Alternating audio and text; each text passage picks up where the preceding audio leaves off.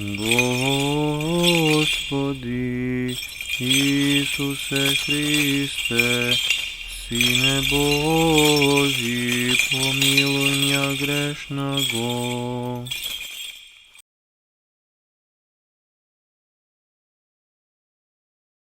И Святия Духа. Возлюбення во Христа Бога, браті і сестри. Еве и денеска Христос Бог, Царот на славата, по молитвите на Пресветата му Майка, Небесната Царица, Богородица, принесохме молитви за спасение на нашите упокоени родители и предци, братя и сестри, другари и приятели, за кои што знаеме дека се само физички отсутни од животот во овој свет, во кој што живееле, како што и ние сега живееме, патувајќи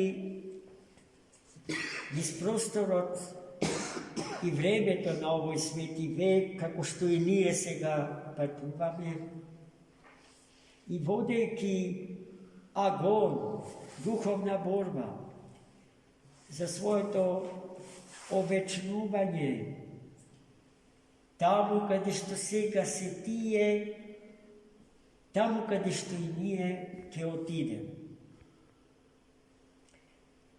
Безбожните браќа и сестри наши, врзани со папочна врвка за овој свет, очекуваат тие повтор овде да се вратат ако ги им, заборавајќи дека не тие опет, туку ние таму ќе отидем. И таму тие нас не чекаат. Но таму треба да се излезе со бел образ, непосрамени и себе си и своите упокоени. Господ да не чува во чистота, во светост. Светоста е целта на нашето постоење. Светоста Божја, над светлосната светлина Господня. За да станеме дел од соборот, за кој што и сега Светата Црква Божја сега и овде се моли. Во неможност тие самите за себе да принесуваат молитви за ослободување од неокајаните гревови кои што тежат. Тоа што тие таму веќе не можат да го направат, позната е изреката после смртта нема каење. Го правиме ние сега и овде. За кога ќе се најдеме таму, нашите деца тоа да го прават со нас и за нас. И затоа треба да водиме есап, како се ги растиме децата сме. За да не бидат жртва на идеологијата за космосов како конечна гробница за човек. Зашто во вечноста не треба да најде спасение и овечнување и обесмртување само човекот, туку и светот во кој што живее. Токму тоа бројни безбожни идеологии не можеа да го знаат и да го разберат. Поради што живееа до гробот. Ано што живее до гробот е некој кому му е се допуштено. Па токму таквите со леснина жртвува или јадници конкретни човечки животи во името на се уште неродените поколени. Господ да не спаси од тие опасности, од цапање во крв до колена, да не вразуми za ovoj konkretan istorijski moment, što сега го живеем и днеско što поминуваме, достойно како истински християни, светлејќи ја светлината Господња и растерувајќи го темниот тунел во кој што се нашол безбожниот човек, да ја возглаголиме по силата на секупниот наш живот вистината Господња. Амин. Бог да ги прости сите крстени души.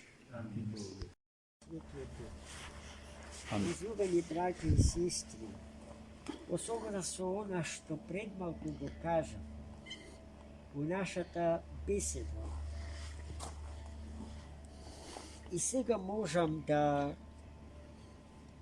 повторам дека на секоја мртва сабота, принесувајќи молитви за спасението на нашите две чудесни калишки игумани Ефросинија и Ирина, сме се труделе да го истакнеме она што е најдобро, најмонашко во нивните животи, а преку тоа да укажеме на фактот дека цел живот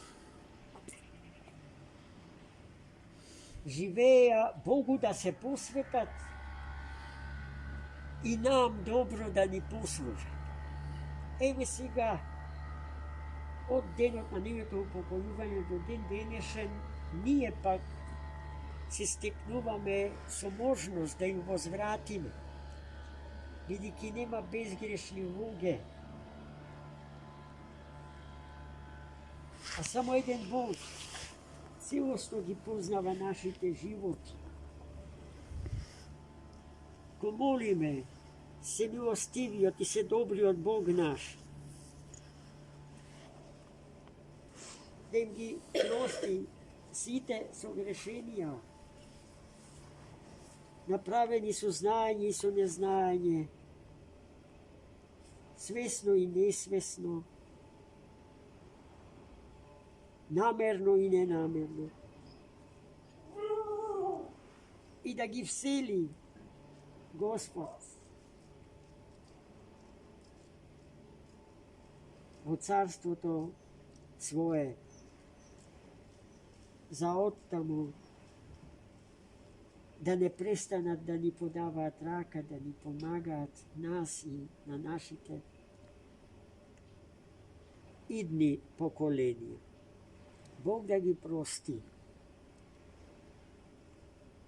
да ги прослави со венец небесен. Амин. Амин.